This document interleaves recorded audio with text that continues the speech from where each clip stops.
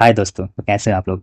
तो फिर से बढ़िया मजे में होंगे। तो आज का हमारा टॉपिक है डेटा टाइप्स। डेटा टाइप्स क्या होता है? Data types are used to specify what type of data और what kind of data can be stored in the column. ठीक है। तो अभी हम देखेंगे कि मोस्टली जो हमारे जो डेटा टाइप्स है टेबल में जो हम यूज करते हैं उनके बारे में अभी हम देखते हैं। चलो, तो पहला हमारा है कैर डेटा टाइप। ठीक है, ये क्या होता है? ये fix length string which can contain char letters, numbers and special characters. The size parameter specify the column length in characters, which can be range from 0 to 255. ठीक है, और डिफॉल्ट 1 ही रहता है। और इसका सिंटेक्स क्या है? Simple, char of size. ठीक है, ये सिंटेक्स हमको फॉलो करना होता है। अगला हमारा क्या है डेटा टाइप? वर कैर। ये क्या होता है? ये variable length string which can contain as letters, numbers and special characters. The size parameter specify the maximum column length in characters, which can be from 0 to 65,535। ठीक है, ये हो गया। तो अभी फिक्स्ड लेंथ स्ट्रिंग और वेरिएबल लेंथ स्ट्रिंग का फंडा ये है कि अभी समझो एज एन एग्जांपल मैंने यहाँ पे कैर ऑफ साइज के अंदर ले लिया है 4। तो अभी मेरे को एक मेमोरी ब्लॉक असाइन होगा 1 3। ठीक है, ये 4 ब्लॉक है। ठीक, तो अब इसके अंदर क्या आएगा? सपोज मैंने यहाँ पे एक डेटा स्टोर किया है, एक कैरेक्टर स्टोर किया है ए बी। ठीक है, 2 स्टोर किया। वो जो बाकी के जो 2 जो मेमोरी लोकेशंस जो असाइन हुई है वो एम्प्टी रह जाएगी, मतलब अनयूज्ड हो जाएगी। इसका मतलब है मेमोरी वेस्टेज। पर ये जो var कैर है इसका एडवांटेज ये है कि ये वेरिएबल लेंथ स्ट्रिंग है। ठीक है, इसका अर्थ क्या होता है?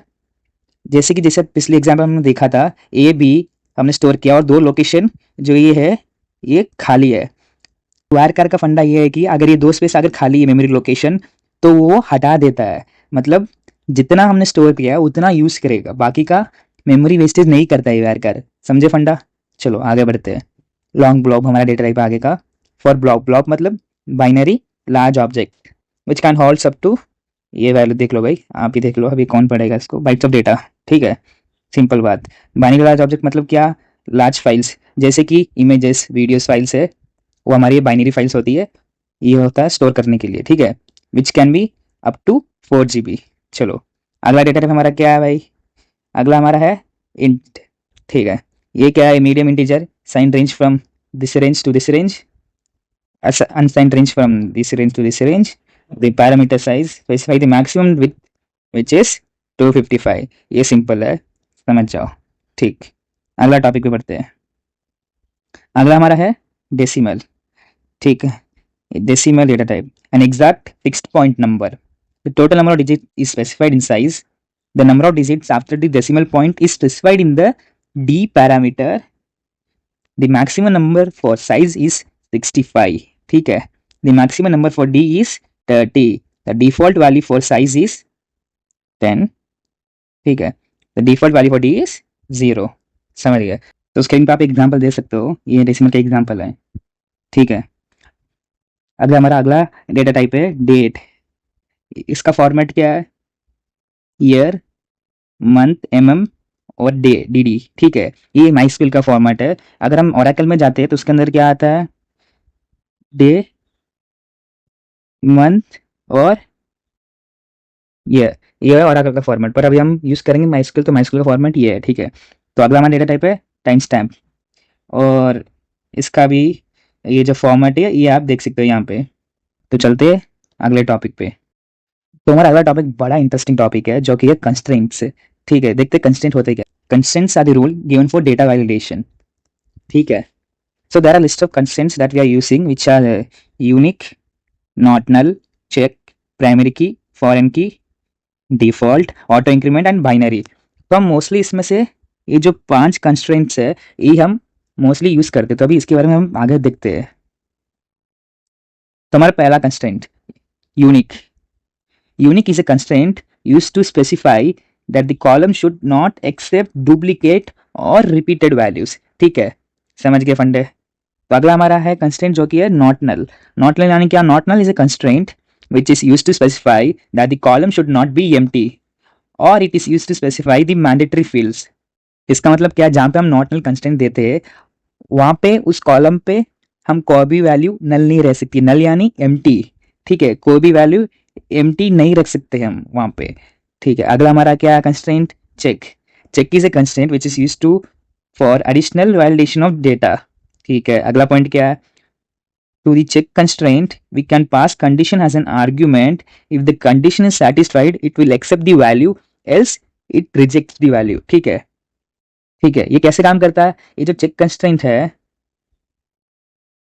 इसके अंदर जो कंडीशन देंगे, ठीक है, अगर वो ट्रू हुई तो एग्जीक्यूट होगी आगे, अगर नहीं हुई तो आगे एग्जीक्यूट नहीं होगी वो। सिंपल फंडा हो गया। अगला पॉइंट, अगला कंस्ट्रेंट है हमारा प्राइमरी की, जो कि मोस्ट इंपॉर्टेंट है। देखते क्या है? It's a constraint which is use to identify the records uniquely from the table. ठीक है, ये बहुत इंपॉर्टेंट पॉइंट। अगला पॉइंट है primary key is a combination of unique and not null constraint. ठीक है, अगला पॉइंट हमारा है it is not mandatory but highly recommended. ठीक है दोस्तों, और प्राइमरी की पे हमको ध्यान रखना होगा कि अगर हम किसी कॉलम फील्ड में प्राइमरी की स्पेसिफाई करते हैं तो वहां पे वो भी वैल्यू नल नहीं हो सकती है। ठीक है, तो हमारा अगला कंस्ट्रेंट है फॉरेन की। चलो इसको देखते हैं। It is a constraint which is use to establish connection और रिलेशन बिटवीन द टेबल। ठीक है, to be a foreign key it must be a primary of a parent table. इसका मतलब क्या है?